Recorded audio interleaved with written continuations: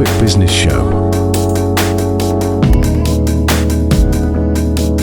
with Danny Snelling.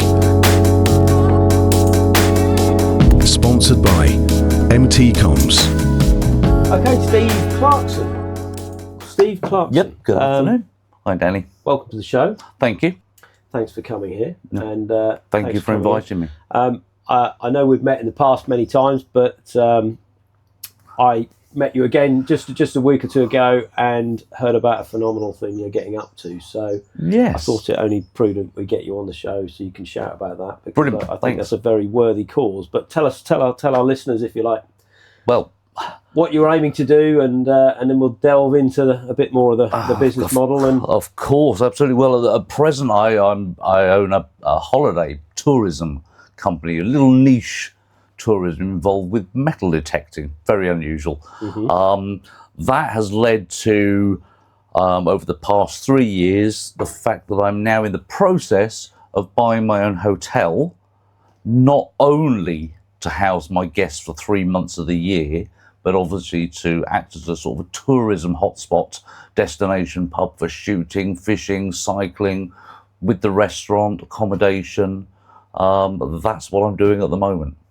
wow. Yeah. So presumably, I'm going to guess, did this start from a hobby you had yourself with the metal detector? Yes, it did. I've been into archaeology for 30-something years. I work within the archaeology sector as well. I'm the UK's only official Chartered Institute detectorist. Yes, hobby detectorist, finding bits and pieces. And then one day, I was on one of my farm fields. Farmer came across to me and said, "You can't come on here anymore. I've got a load of Americans coming on." Literally the next week, I set up my own website back in 2018. Went, right, I can do that. That was 2018. I had 6 people come over for 2 weeks. And now at this stage, I've got about 100 people coming next year. And I'm fully booked for 2 years. Wow. In advance. And I've just got tired of paying my own hotel costs to someone else. So what's the hotel? What's the idea? What you've got? And so we're going to gloss right over this, and then we'll go back to the finer points because I've already got 1,000 questions. Oh, I'm sure you have. The hotel itself is actually the Marsham Arms, which is 2 miles north of Horsford, just outside of Norwich. And I'm sure most people know of already. It's been going. You'd be surprised. I mean, it's been going a long time. Yeah. In the owner's family, he's had it for 61 years. In his family, he's just got to an age now where he wants to do gardening, he wants to play golf, he wants to retire at the age of 73, but hand it on to someone that really wants to bring it alive again, of how he remembers it back in the 80s and the 90s. And that's where I come in. That's what I want to do, is revitalise the whole thing, introduce some new ideas as well, and make it part of the community, but also make it great for my guests on an annual basis. Yeah. So, yeah. Sounds exciting. I guess the biggest ask from our listeners at the moment is for investment in that. I know it's... It is. It's what you're looking for at the moment for help with that. Absolutely. That again is something we can touch on in more detail. Yeah, I'm at the later stages. Yeah. But I know you're doing well with the getting investors already, and I think it's a very exciting thing you're doing. Okay, so tell us where it all began. Roll the clocks back. Are you a local lad or are you? Okay, well, I class myself as a local lad. Right. I was born in Essex, South Benfleet, but my parents moved here when I was a year old. Oh, okay. And of course, I'm I'll give you that one. 35-ish now, so, No, I'll give you that one. So, I am fair enough local, but I've moved around a little bit. I lived in the southwest of England for 10 years, set up a business down there as a part of a franchise. I lived in Canada for 2 years. Didn't work then. I let my ex-wife, look after me while she was doing her postdoctorate there. I just took some time out from work, came back, moved to the southwest, spent 10 years there, and then came back here. Sounds good. Been here ever since. Yeah. And here, what did you do first? When you came back, is it? Oh, well, when I first came back, I was already part as a franchisee for something called Ciroc, something you may not have heard of. Some people may have done, some people wouldn't. So I was a professional dance teacher for 27 years, and I took a franchise for 10 years. I didn't know it was a franchise model. Oh, absolutely. So I took that, started in Bath and Swindon, that area. Started with one night while I was working for Jewson's at the time, their tool hire manager for the region. I was doing that. Started one night a week, and within 2 years built that to 7 nights a week, and went full-time doing that. My largest class was about 350 people per night in one class. Wow. I did that and then got divorced and decided to move back to Norfolk and sold it all up, and that was that. And then started afresh, as you do. So what was the fresh start in Norfolk? Well, I went back into, the easiest thing for me to do was to go straight back into tool hire. Again, so I started with Toucan Tool Hire, you may know as a local company. Very nice local company. I don't know if you say any different, but no, absolutely. I worked with them for, that was about 8 years. 8 years, I think. So I started on the shop floor and worked myself way up to sales director for the company. Oversaw all the branches and set up a marquee division and another couple of things with them as well. And then I decided to branch out and do other things and started the metal detecting side of things. And it's just progressed and shot from there. So, yeah, very exciting times. So, tell me a bit about metal detecting then. Are you going to ask me the obvious questions? How deep does your detector go? No, I guess, we'll touch on that. But for me, I'm just a gadget nut. I'll always have anything gadget, anything technical. But I've never had a metal detector, but I've always wanted one. Are they expensive? Do you have to sit there for hours before you find anything? You could have beginner's luck. I guess it's a bit like fishing. You could be out there all day and get nothing. Absolutely. But for a tech nerd, they're brilliant. Because all of the modern ones now, that's what appeals to me. They're all Bluetooth headphones, lithium batteries in the coils and in everything, so you can take it all apart. It's lightweight. And yes, you might be lucky enough on your first outing to go out there and find a pot of gold. But I've been waiting 30 years and I haven't found one yet. But it can happen. I think it's not so much the treasure side of it, it's the history. Uncovering things that someone maybe held 1,000 years ago, and you're the next person to hold that item. How did it get there? It's those sort of questions you ask yourself. Where did it come from? And that's the exciting part. Yeah, I can imagine. But I would like to get my hands on one of them. And, I'll take you out one day. That might be one thing I'll try one day. The trouble is I get into these hobbies and I get really into them, and then I get all the gear, and I never actually do it. I just want all the gear. But no, that is something I've always wanted to try, so I'll make it. We'll get you into a field one day. So you say field, where are the best places to try? Is it field? Arable. Arable fields, farm fields are the best thing to get. They're also the hardest. So I'm just thinking of an incident, literally, it was only a few weeks ago. I saw this guy down the beach. I was walking the dog, doing his metal detecting, and I forget what it was. I saw a bit of like a Coke can. I'm sure I did. So of course I buried it. Oh no! I was way ahead of him, so I kept looking back and seeing if he found it. He found it. Yeah, I bet he for did. ages uncovered. Yes. We do get a lot of that in the fields. Tractor drivers throwing their Red Bull cans out of the window because they're working such long hours. Does it detect aluminium then? Presumably? Oh yes, anything that's metal. But you can discriminate. You can take iron out of it, so you get less iron signal. And it will get to a stage with AI, etc., that before you even dig the item, your machine will tell you exactly what it is eventually. But to me, that takes the fun out of it. Yeah, I'm sure it does. Yeah. Sorry, I digress. But Yeah. So, do you know anyone who has uncovered a valuable item, or? Well, I mean, That's what most people who don't do it think people are doing it for. Of course. I'm sure it's not the only reason, but Yes. there's always that, could be me. I mean, I've had things that are now on display in Norwich Museum that, £5,000 or £6,000 for a coin or something like that. A friend of mine 2 years ago found a very special gold coin that wasn't claimed by any museum. Eventually it went to auction, and that sold for 140,000. Wow. For one coin. Unfortunately, there'd been no reserve put on the item, and it should have been £500,000 plus. Really? Yeah. Crikey. Yeah. So it can happen. Yeah. Very rarely, but it can. So presumably you realised there was a market for this, and you started your business.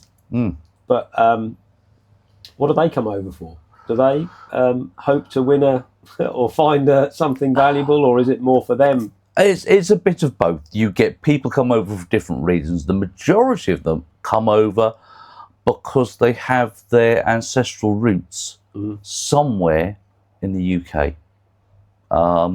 And they're looking to find history associated with their past, with their grandfathers, with their whoever. It might be going back to Roman times, etc. So their passion really is the history side. They want to know everything about the area, the villages, the finds that they're making, even if it's just a buckle. Yeah. To them, a 17th century buckle is wow, because in the United States, it's all 1800s, the smattering of 1700s, but most of it is what we class as modern. So when I say to them, "Oh, that's modern," it's only 200 years old. They're astounded. They're astounded. But yes, it is the history side of that they love. And is Norfolk particularly good? Yes, in the world of it is. When it comes to treasure, there's more treasure cases reported in Norfolk every year than all the other counties of the UK put together. Wow. It was especially medieval, because during the medieval period, Norfolk was the hub of the UK. Wow. If you think about Blickling Hall. Yeah, and I guess it's proximity to Europe, I suppose. Absolutely. So that happened. In fact, I did actually, talking about that period, 7 or 8 years ago, I found a hoard of Henry VIII big silver coins. But where they were and the exact date of them led to the fact that it's now called the Kett's Rebellion Hoard, because it's to do with Kett. And it was outside a house that some of his men were sieged up in 1549, so it can be virtually dated to July 1549, which is very rare for a hoard for that to happen. And it's listed in I think it's the top 100 finds in Norfolk. It's in the museum. They went to the museum. Of course, yes. And do you get people who are less willing to raise their hand and say, "Look what I found"? I'm sure not with my group. No, not with your group, perhaps, I don't think it does with my guys from abroad. I don't know whether it happens on a local level, because everyone's heard of probably night hawks. They go out and onto scheduled sites detecting at night to try and find things and sell it on the black market, etc. And they are awful people. They must be. So it's education as well. It's teaching my guys that actually it's okay to hand it over, because you will get it back. It might go to the museum, be declared as treasure. 90% of the time things will be returned to the finder, and then export licenses, etc., issued, and it will come to you. But at least we have a record of what's been found with the museum as well. And of course all of that has led right the way through to what I'm doing now. So so how do you market that business? Is it do you have to website, go over there and do anything, or is it all just online and they find you? It started off website and Facebook, the usual, and nowadays the past 2 to 3 years is word of mouth. It's groups talking to other groups or talking to individuals in America. So apart from the website, I don't advertise anymore. No. I have no need to. So I'm fully booked. I've got a waiting list of 50 people for each year already. So it's not an issue, and that will keep going. I always advertise 2 years in advance for that. So it's built up as quite a decent business. Yeah. So on to the next venture, if you like. Absolutely. How did you first? I mean, were you actively looking for a venue with that idea in mind, or? I'd always had it in the back of my mind that I wanted to bring everything in-house a bit more. I'm paying a particular venue every year to house 10 to 15 people for 3 months. And it becomes very, very expensive. And I thought, well, the best way of doing that is to integrate it into my own facility. But finding somewhere with the amount of bedrooms that I require has taken a while to sort out. And it allows me to expand. So with the new venue, the Marsham Arms, 16 ensuite bedrooms.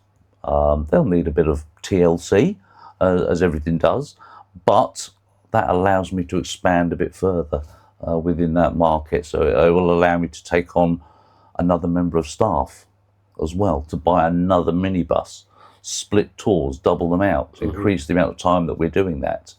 But it will also allow the other staff within the hotel to get involved with the other areas that I'm going to introduce to the hotel, to the restaurant, to the bar, the function room, etc. At the same time, and build that business up. But you're going to keep them as two separate businesses. Oh yes.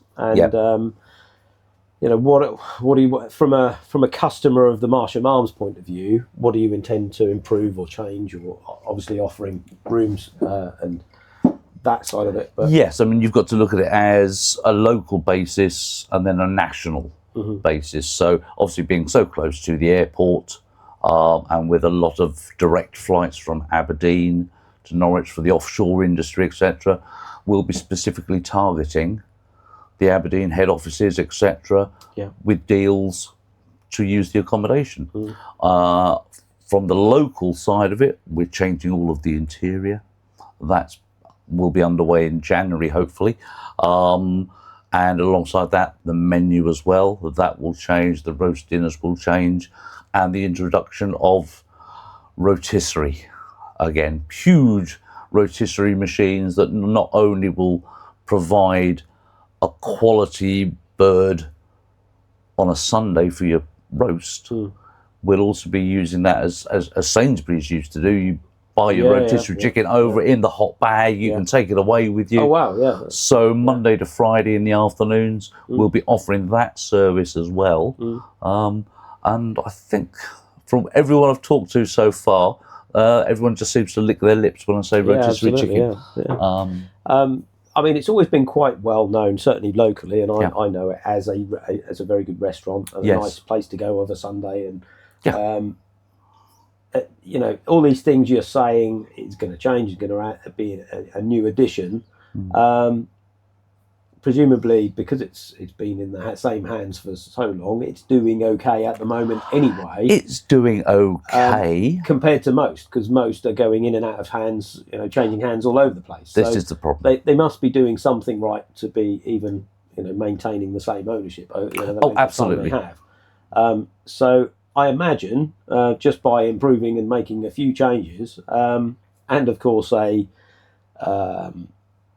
guaranteed clientele for the rooms, then things are looking pretty rosy for the Marsham Arms in the future. Yeah, I think it is. It gives it a good solid base to start with. There's very few people that could open the sort of place that I'm going to open with existing clientele booked 2 years in advance that will pay for the rooms for 3 months of the year straight away. So that is a good basis to start with. And you need to create some more atmosphere within there. The facility probably needs a bit more flow to it it needs a dedicated lounging area near the bar where you can come and chill and relax. The function room, well, maybe it needs some sports in there, some darts and pool to get a different type of clientele through the door. But it's the bare bones of it is solid.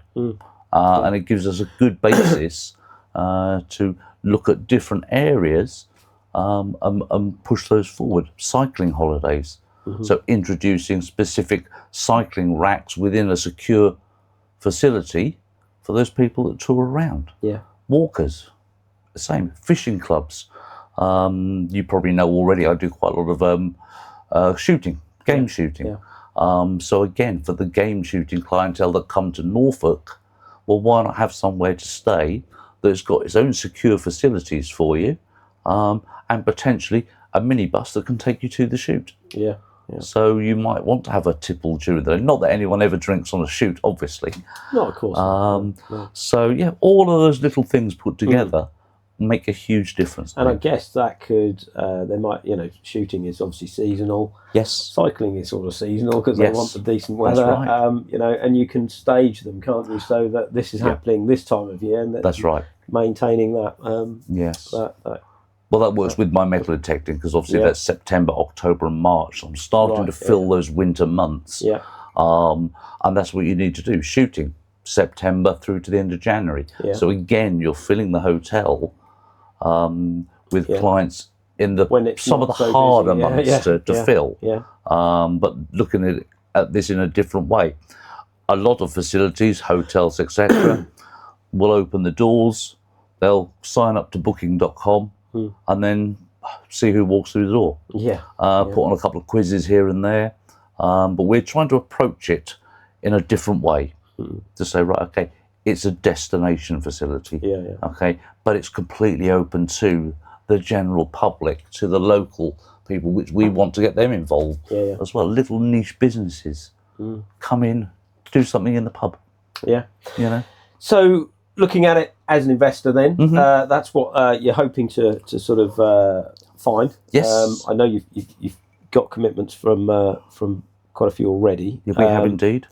But perhaps tell me or tell us what's in it for them, what you're looking for, and what they can expect to get out of it. Of course. Well, what we're looking for is investment. So we're offering up 49% of the shares of the company. We've already raised 60% of that money required, and we're looking for an extra 200,000 at present in the next few weeks, so we can open in January. The mortgage was approved about 2 hours ago. Oh, wow. So that's all sorted, and that's on my side of things. And obviously that comes with investment returns, dividends, etc. on an annual basis. The easiest way to say is, if anyone wants to know more, I have a full detailed business plan outlining absolutely everything that you might want to know. And my colleague is at the end of the phone to answer more questions, especially next week when I'm in Fuerteventura. Okay, so yes, at the present, it's investment into the company. It is suppliers wanting to get involved, local Norfolk suppliers, small scale, large scale, I don't mind. I'd like to talk to everyone and see how they can help me, but also how I can help them. We'll shortly be in talks with a big poultry company as well to provide some special birds for that side of it. But yes, investment. As soon as we get over that line in the next couple of weeks, then we're all set to rock and roll on everything. And the bulk of the money being raised, is that to purchase the business as it is? Are you purchasing freehold or the business? Okay, so it's a freehold property. I have taken 51% of the shares for my side on the mortgage. We're looking for a 400,000 investment for the shares within the company, plus that's buying it, and plus 100,000, okay, which is the refurb, etc., etc. So a total of 500,000 investment. We're already up to 60%, and that's been done in 2.5 weeks. We've raised that. And And that's the basis we are at the moment. Just need to move forward. Yeah. Yeah. Honestly, it sounds like a no-brainer to anyone looking to invest, Well, but also, yes. you know, just how much more perfect a venue can you find, really, with that almost guaranteed income. Absolutely. And, which is building on something that's already there and has been for many 61 years. Yeah, exactly. Yes. Well, I'm going to wish you all the best for that. Thank you very much, Dan. And if I get anyone, and if any of our listeners want to get in touch and he's on holiday, Please get in touch. Yeah, then, I'll drop you a my message colleague Aaron will help while you we're out. on the sunbed. But yeah, thank you for coming in, mate. No, And, thank you. I wish you all the best for that, and I look forward to visiting you when it's all open. You will have an invite for the opening week. Brilliant. Thanks, mate. Thank you very much. The Norfolk Business Show with Danny Snelling. Sponsored by MT Comms. Just a quick word from me. Absolutely thrilled with the response and feedback we've had so far. It really has been so positive. We're going to continue with it. I do just need to ask you all, please, just to take that 1 second to click the subscribe, like, follow button, share them.